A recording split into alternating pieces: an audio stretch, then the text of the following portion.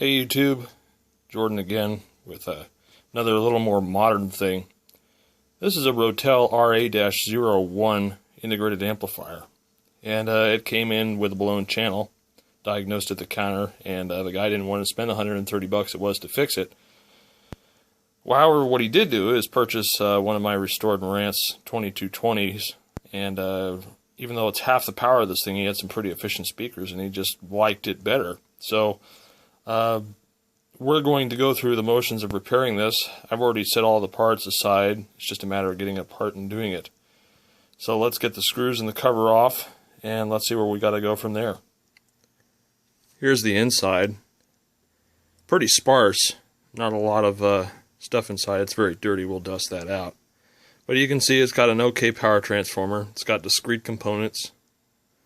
I don't see any ICs in this thing other than the little op amp for the phono preamp at the back.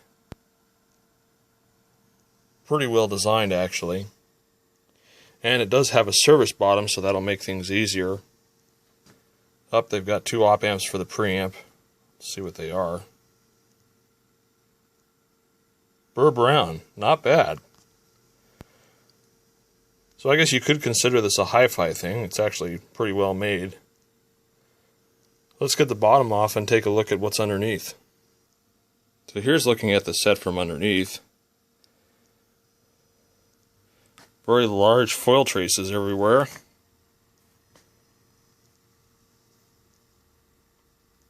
Pretty good quality of soldering too.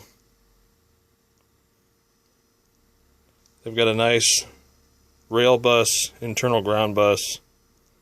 It looks like it's pretty well constructed, which what I would hope from Rotel, considering it is a hi-fi brand nowadays. Though you never really can be too sure with hi-fi stuff, whether it's really well made or just kind of garbage.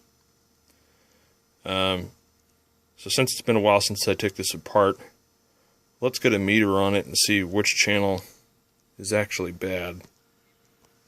Okay, so we got our meter here. We're just going to measure between the junctions.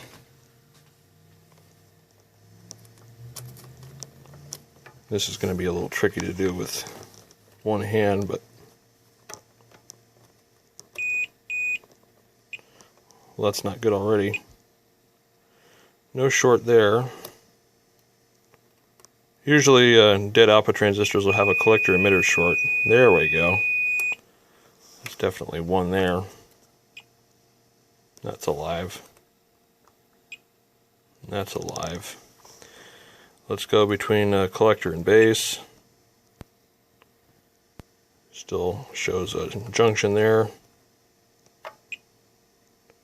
That one's almost shorted.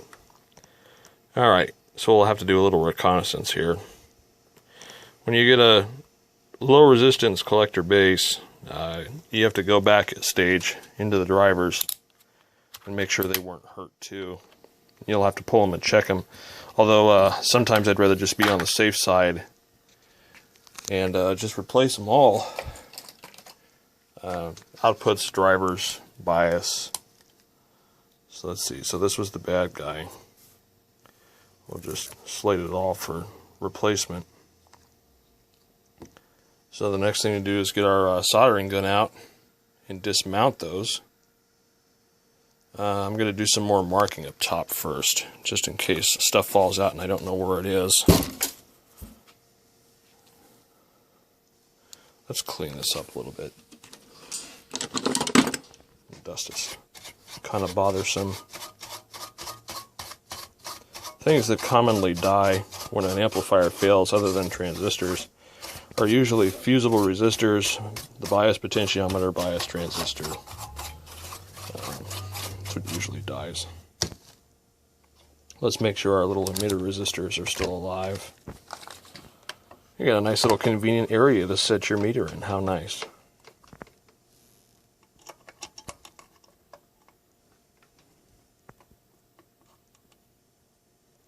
Yeah, that one's still alive. That one's still alive. Let's take a look and see if there's any fusible links here.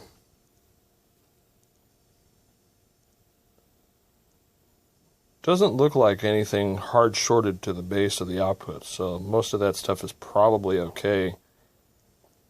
However, as a precaution, I'm going to pull it anyways. I really don't want to have to get back into this thing twice. Okay, so I've got marked where the NPN and PNP sides are in the output transistor, so let's get the soldering gun and let's start pulling parts. This is how I know I haven't had my coffee yet this morning. When I flipped the machine over to mark it, I did not transpose what channel was bad. And I almost started on this one, when actually this is the one at fault, so I put a big OK there to remind myself that that ain't the side, and this is the one that's trashed, so yeah. Need my coffee. Okay. So we've got our soldering gun, our solder sucker. We're just going to get this good and hot, suck all the solder off. Then we'll get the wick for the smaller items like the driver transistors. Let that get good and hot.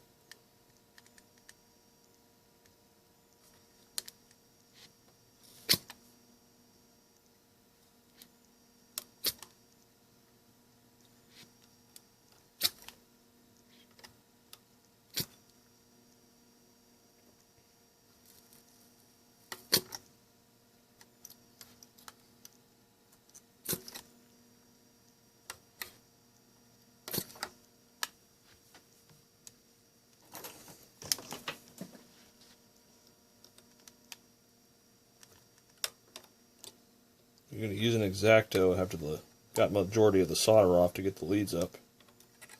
Don't just pry at them without heating them, because you'll probably tear the foil traces.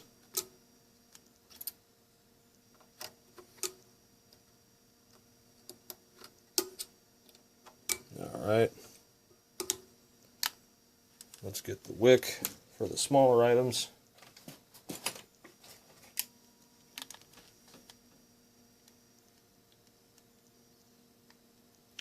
Yeah, let's see here. We've got this driver here.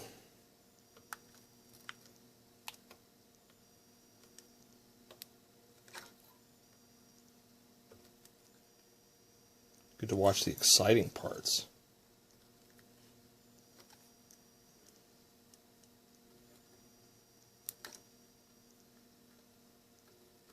Nice thing about having a gun versus an iron, things go a lot quicker. And you put the parts less at risk because you're using a tremendous amount of heat concentrated right to the solder, rather than having to hold an iron on the part for a couple seconds. Granted, this is still hot, but you get the idea. Alright, so now that that's good and loose, let's flip this over.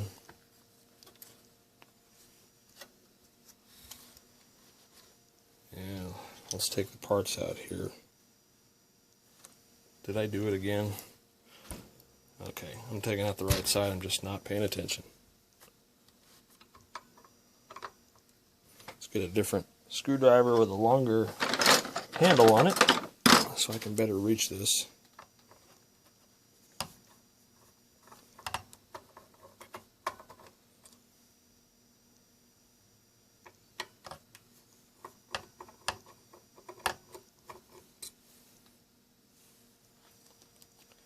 Now the PNP one's the one that went down, so probably this is okay, but I like to replace output transistors in pairs.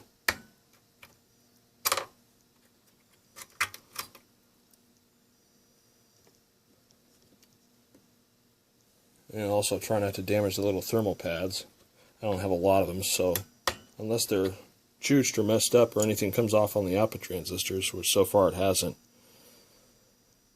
I don't like to replace those unless I have to. And then let's see here, there's the driver that we loosened, there's the other driver that we loosened. Let's make sure that we got the parts. Okay, 1047 and 817, yep, got those. And it's the 2SD600. which is what they're using for an NPN driver, but the NPN driver really isn't going to need squat. Let's see, what are they using for a bias device? Let's see if I can shine some light on this here.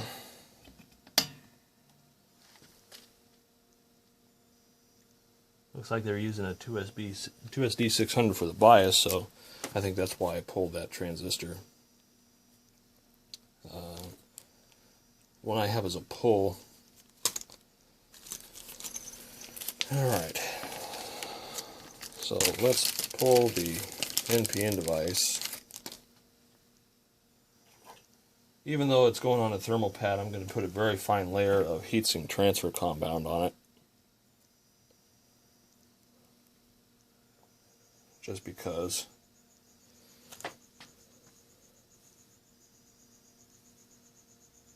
And we're going to settle this in here.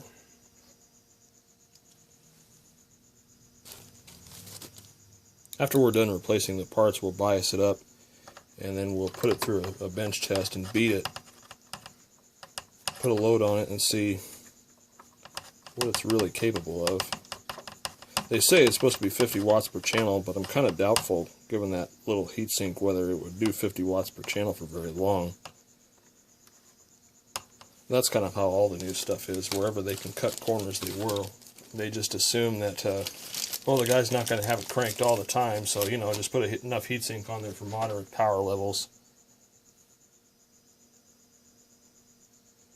I see a lot of home theater receivers coming through here where it's like, if you got 150, maybe 200 watt heatsink, and they've got 5 channels at 75 watts apiece. So you're essentially putting out double the intended heat sinking. Yeah, that's why I don't buy new stuff. Although for a new thing, kind of like that Onkyo that I reviewed earlier, the Onkyo didn't have a service bottom. This does, but this is still pretty well constructed. Let's see here. The 2SD600 I have has a pull with short leads, so let me go see if I can find one with a full-size leads on it. Alright, it appears the only ones I have are pulls. So, although they test okay, the leads aren't long enough. So I'm going to actually unsolder the bias device, and we're going to check it along with the drivers here. So I have these marked. Let's just pull them out. And then we'll get to the bias device after we do this. Let's get this off the bench temporarily so we have some more working room.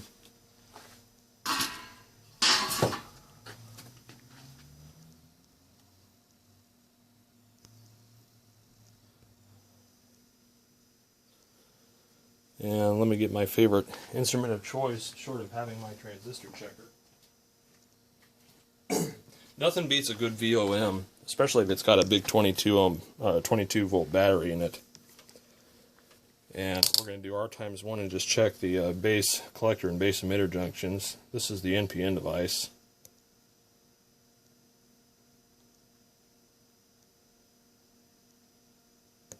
Oh yeah, base is on the right with these ones. Base collector and base emitter junction looks good. Do R times 10K for the collector emitter junction. Now in one direction I should see a little bit of resistance like that. In the other direction I shouldn't see anything, which I don't.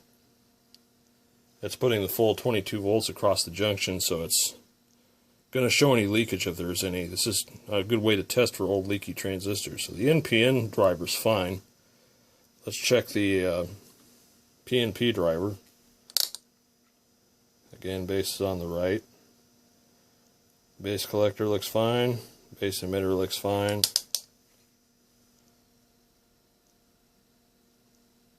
Okay, so we got no movement in one direction. We got a little bit of movement in the other. So the drivers are fine. That's a good thing. It's always good to check.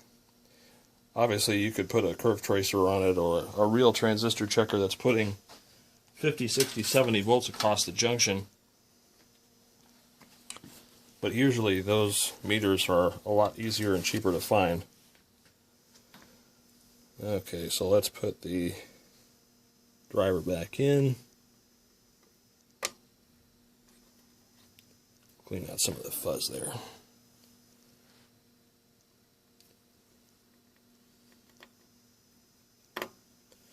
Alright, so let's turn this over. And let's lift up the bias transistor here so that we can test it without completely pulling it. And if the bias transistor checks out, then we can solder everything in and test it. That way we'll know if it's working or not.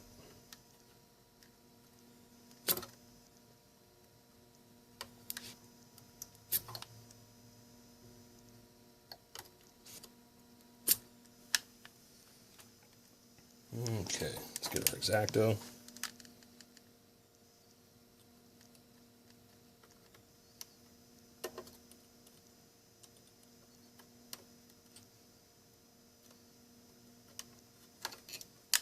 Alright, that's up. Make sure we're away from the heat sink so we're not shorting out against anything. Make sure we're not touching the foil traces, which will be reading across the driver circuit. And let's get our meter again.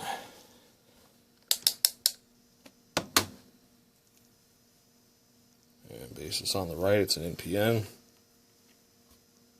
So let's check the junctions again. Base emitter looks good. Base collector looks good.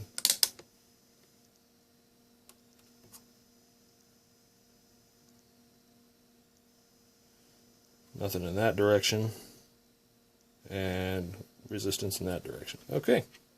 Bias transistor's good.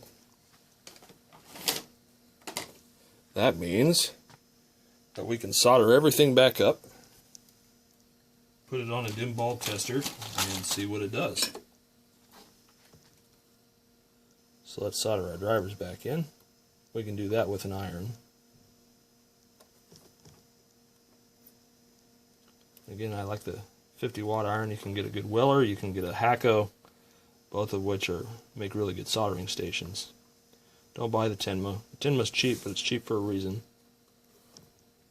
I've gone through many a Tenma irons.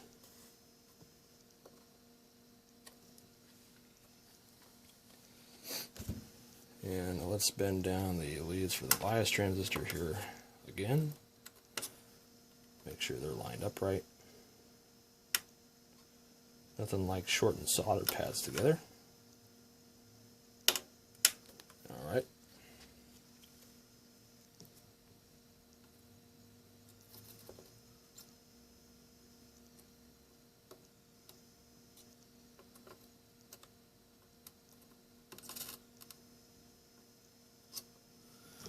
And since these areas are really close, what you might want to do after you solder stuff in is with an X-Acto knife scrape between the leads. That way you'll get rid of any possible solder bridges that exist.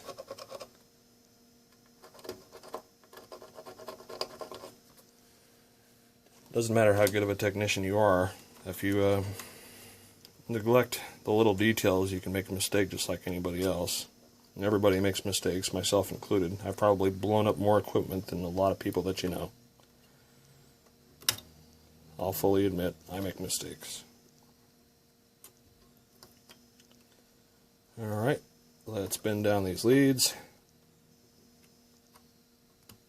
And let's see, before we solder, let's just check one more thing since I'm not quite on my A game today.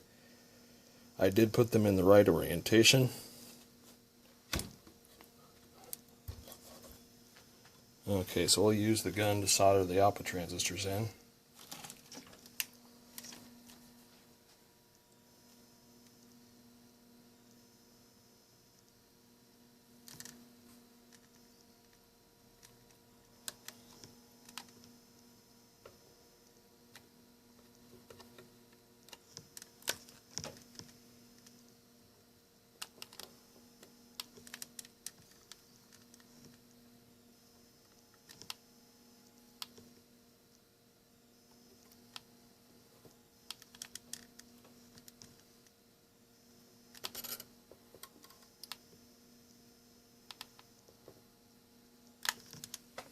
Okay, perfect. Everything's in there.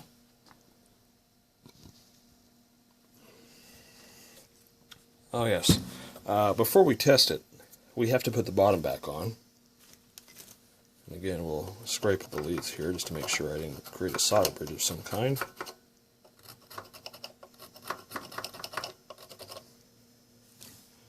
We'll do a final check. Make sure there's no shorts or any problems that I may have created.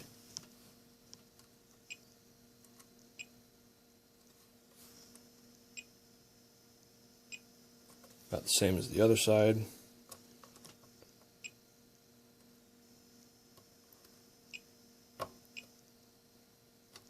Come on, there we go. Compare it with the other side. Looks good. Alright. Look at the bases. 333 one way, 332 the other way, 333 one way, 334 the other way. It's pretty damn close. I should be able to just power this thing on. You have to put the bottom on these things because the ground unification point for everything from the main chassis to this chassis is here. Obviously you could probably just clip a lead or whatever, but I don't know how the thing's going to react, so we're just going to put a couple screws in the bottom to secure it, and then we'll put the main chassis ground screw in from the other side, and then we can power it up and see what it does. We'll be using a dim bulb tester, also known as the poor man's Variac, which is just putting a light bulb in series with the set so that if something dies, the light bulb takes the hit rather than the machine. And we have to see how much current this thing draws to determine what type of light bulb to put in it. And the total power consumption is 220 watts. That's probably at full bore, so we'll put a 95 watt bulb in for idling. And then we have to replace the little rail fuse that's blown over here. Put our ground screw in.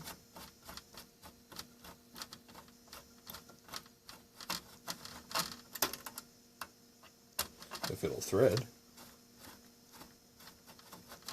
No, it doesn't want to thread. Something's not lined up, I guess.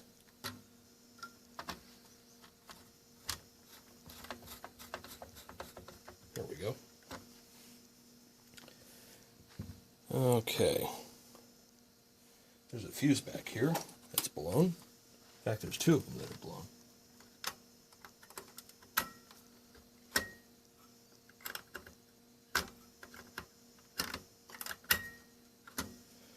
They're little 5 amp GMAs.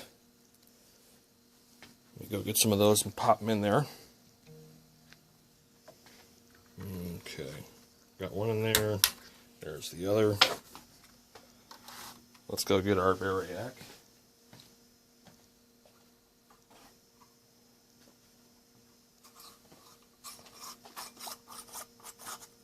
We'll put our 100 watt bulb in there.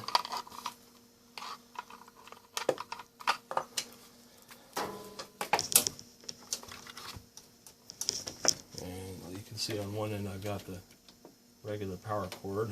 On the other end I've got a extension cord type thing. And let's see if I can find the instrument cable. Here we go.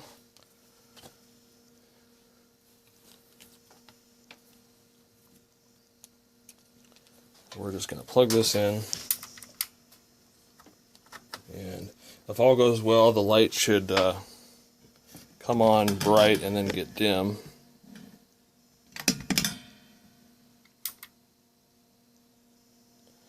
We got a blip of it for just a little bit of a second there. So it's actually idling without too much current draw.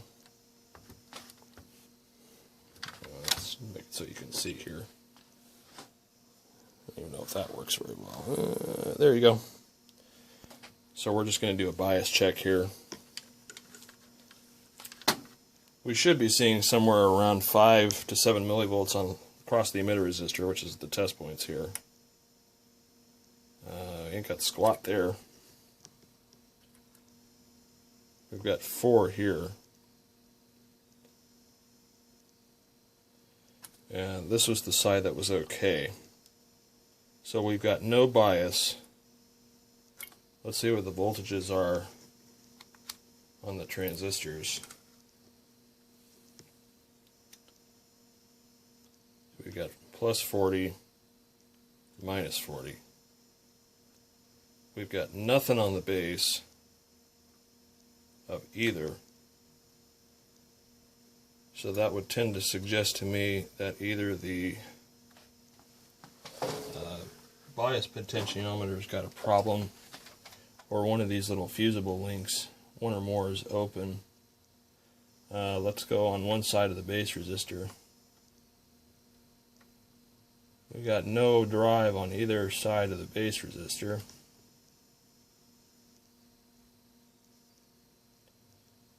Let's see.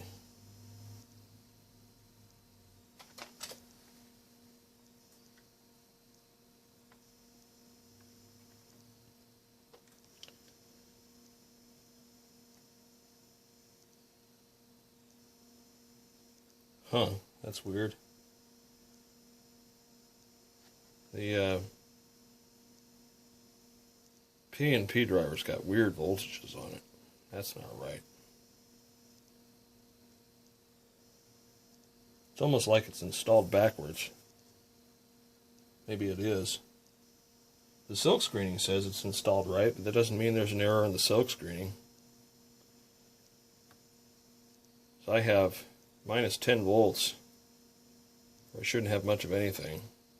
Should maybe have like 2 volts. Your collector voltage is right. Base voltage is wrong too. Alright, something's amiss here. Let's power this down. Thing bleeds down really quick.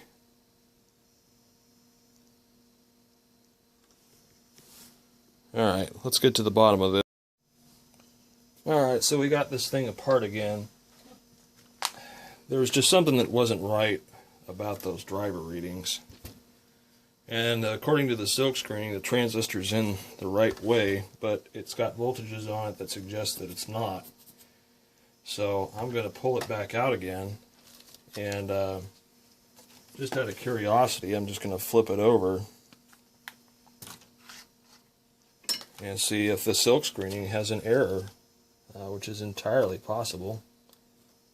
I've run into that thing with Sansui's. I noticed that the other channel looks like the transistor's in backwards, but that one's working. So my belief is they just made an error on the board, and printing the P&P driver, because that side obviously works. But looking at the board, it looks like that driver's in backwards. I didn't pull that one to check it. I just didn't think I was going to encounter this. So we got it desoldered. Let's, was this one, right? Yeah. Let's just pull this out and flip it over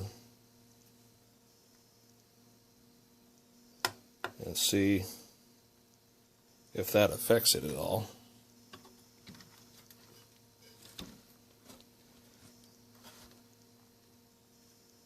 I've seen silk screening errors going back to the 60s, so if it is an error, it wouldn't surprise me, but I think it is.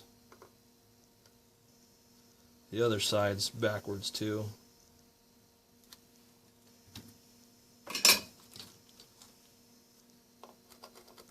Let's scrape between the leads again.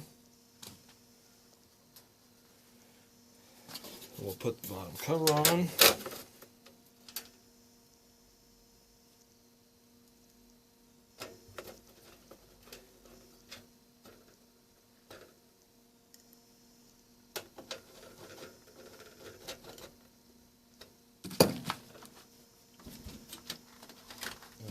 Okay, let's put the chassis ground screw in.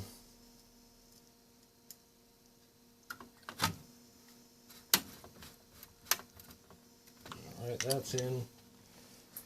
Let's hook up our power, and let's see if it behaves any differently.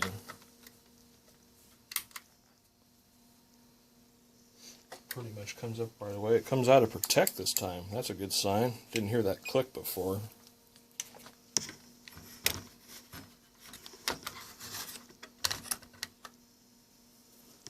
Let's do a bias check.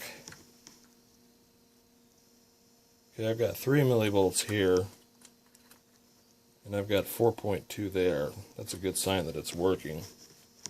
Let's check our voltages again.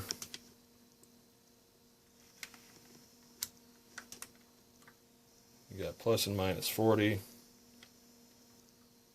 We've got 6/10 on the base, minus 5/10 on the base there. 35 mils on the emitter. 30 mils on the emitter. Oh, looks like it's working okay.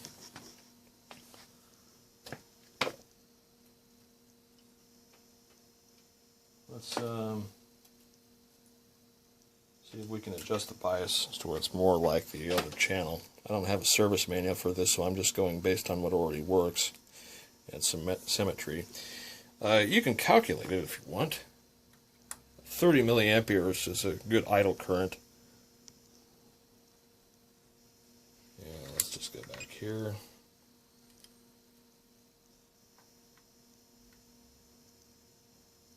There we go. There's 4.0.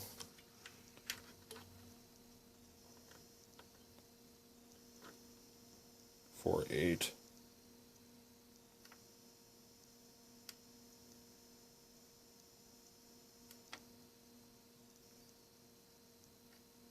Alright, so the next thing that we'll do now that both of them are idling, we're going to do a burn-in test.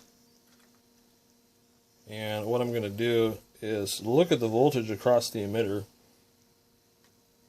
Right now it's 3.9 mils. Turn the machine off and hook a load up and take it off of the variac. And this is kind of the torture test. So let me, we'll pause while I get everything hooked up and then we'll beat it some. Alright, so we've got it hooked up to a load. Trying to move this in a position where you can see the meters a little better. I guess that works. Right now we're monitoring bias current here, which is steady at about 4 millivolts across the emitter resistor. This is output in AC. We're going into an 8 ohm load with a 700 hertz sine wave. So we're just going to crank it up until it clips, and we'll see how it survives. You can see the current starting to go up through the emitter resistor.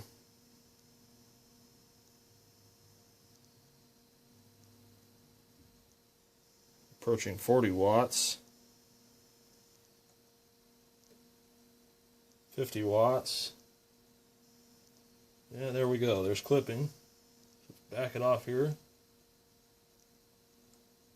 2063, that's 50 watts. Let's just hold it there for a little bit. And we're going to watch and see if the voltage across the emitter resistor starts fluctuating, which would tell me there's an instability and I should probably stop before it blows up. Although usually if there's a severe instability, it just kind of grenades itself. So far so good. Let's get a thermometer out. If I can find one. Here we go. And we'll monitor our heatsink temperature too.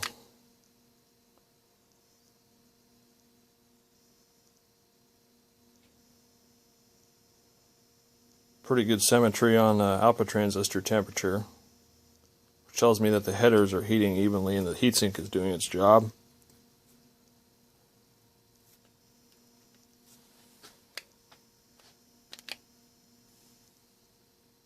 Sure is heating up pretty fast though. Heatsink is almost the same temperature as the outputs. 44, and we got 50. It is rising, so that's good. That tells you that there's a good thermal bond between everything. If these headers get hot, but the heatsink is still kind of mildly warm, then you have problems. That tells you that there's not enough heat being transferred and the output transistors will probably fail. Everything still seems pretty stable.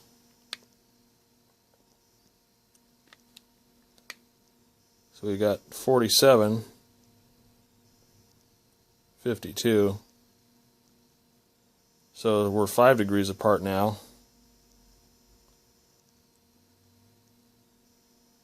4 degrees. It's actually pretty good. It's doing its job.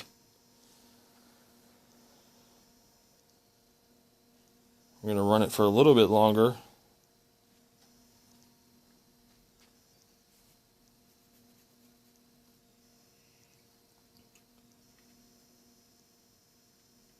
The reason why that's going up and down is because I'm changing the balance between left and right. I'm just checking for noisy switches and controls while I got this thing apart. Surprisingly, there doesn't seem to be any. Alright, back to where we were.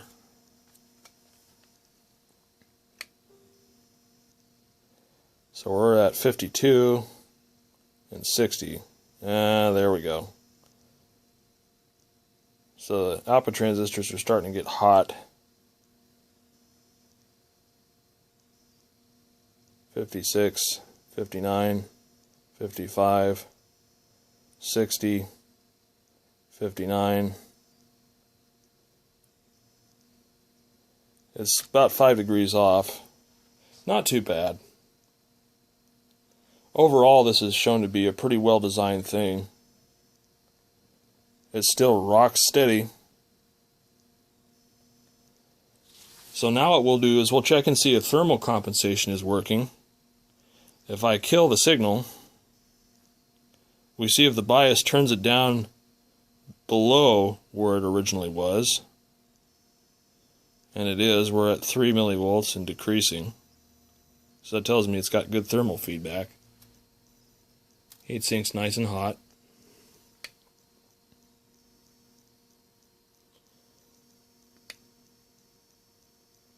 Wow. Without the signal on it, the transistors have gone down to the temperature of the heatsink.